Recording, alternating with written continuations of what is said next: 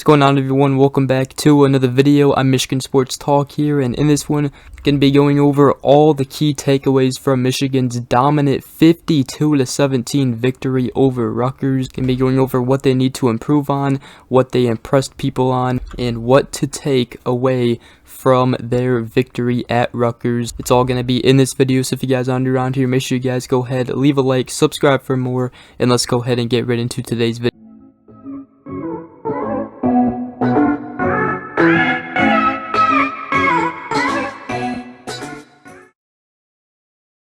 Alright, so Michigan beat Rutgers 52-17 on the road at night to improve to 9-0 on the season. The new AP Power rankings came out. Michigan was ranked 3rd, and with the CFP rankings coming out, Michigan should be ranked either 2nd or 3rd.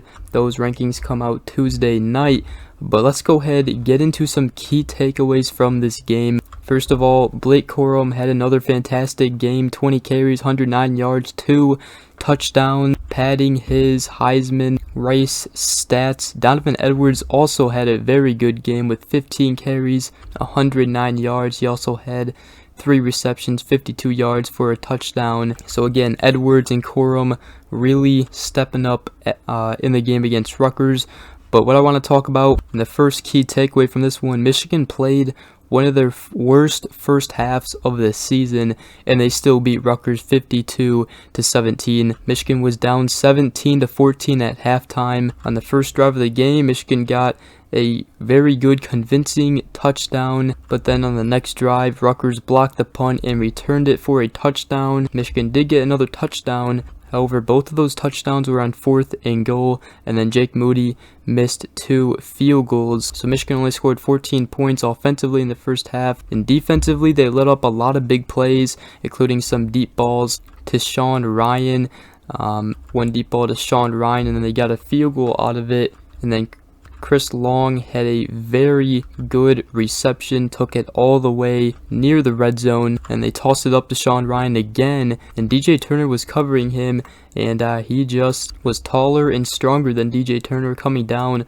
with the touchdown. So they led at halftime 17-14. Now Jake Moody's missed field goals were both from 50 yards, including one at the end of the first half. But then here comes Michigan out of halftime, going into the second half. And let's just make it all clear, Michigan is a second half team. They outscored Rutgers 38-0. Michigan has also outscored their last 4 opponents 100-3 in the second half. So the question is, can Michigan play like the Michigan second half team in the first half of games? It's a question that will hopefully be answered, because Michigan is going to have to play from start to finish a very well played game against Ohio State at the end of the day, and if they want to win a national championship this year. I will say Michigan makes great halftime adjustments, especially defensively, and Michigan, heading into the next key takeaway, they dominated without 5 key starters: left tackle Ryan Hayes, right tackle Trente Jones, edge Jalen Harrell, and Makari Page in the secondary. All of them didn't make the trip for the game, and then Jamon Green did make the trip. However, he didn't play. He was also in the secondary. And so Michigan got it done without those 5 key players, especially Ryan Hayes and Trente Jones on the offensive line. I tell you what, Michigan's defense came to play, especially in the second half, locking them down. Rutgers only had 14 rushing yards compared to Michigan's 282 rushing yards, and Michigan had 151 passing yards. Rutgers had 166 passing yards.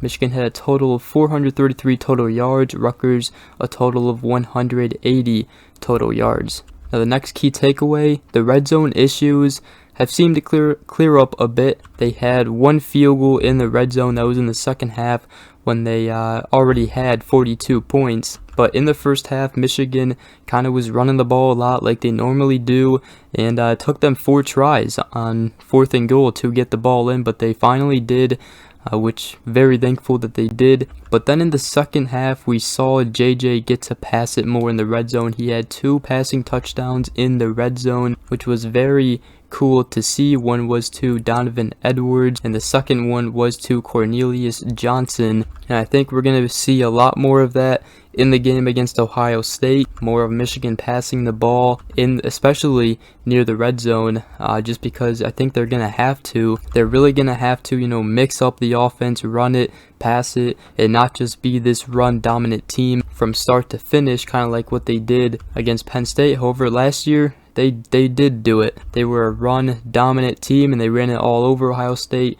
So, if the run game is working, yes, absolutely do it. But against Ohio State this year, we may need to pass it, especially in the red zone, because as of lately, we have been struggling in the red zone by just running it. Fifth takeaway is turnovers, and especially one player in mind, Mike Barrett. He got 2 interceptions. One was a pick six. He played phenomenal. The other pick was from Will Johnson. That's right, the 5-star freshman getting his first career interception in a Michigan Wolverine jersey. And the defense just came to play, especially in the second half, having 3 takeaways. It was very cool seeing Mike Barrett get those 2 picks. And the 6th takeaway of mine, following the 3 turnovers that they have, Michigan scored 3 touchdowns in just 1 minute and 42 seconds thanks to 2 Mike Barrett interceptions, and especially thanks to the 1 pick six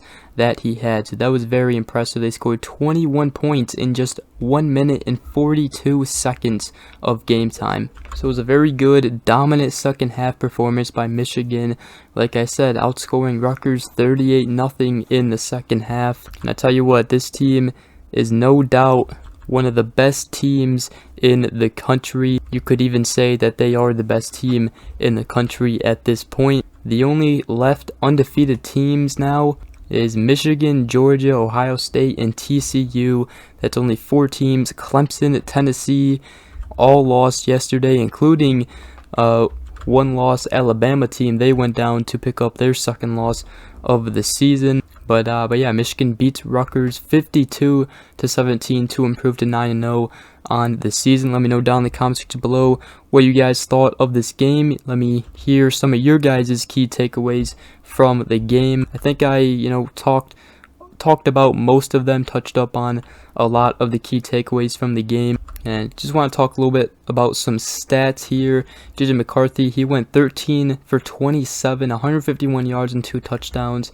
Didn't really have the best game, especially in the first half. You could tell he was struggling, and he was also getting hit. There's a lot of pressure coming on him, probably because Michigan was without 2 of their starting offensive linemen. But in the second half, they found a way and they started to pick it up definitely. Talked about Donovan Edwards and Cornelius Johnson picking up a touchdown, but Ronnie Bell had a great game too. 2 receptions, 43 yards, including 1 right out the gate. But I think our player of the game, or players of the game I should say, definitely Blake Corum, Donovan Edwards, and on the defensive side, it's got to be Mike Barrett and picking up 2 interceptions. But other than that, hope you guys did enjoy this video. If you did, make sure you guys go ahead, leave a like, subscribe for more.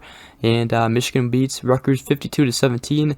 Hope you guys did enjoy. We will see you guys in the next video. Go Blue. Peace.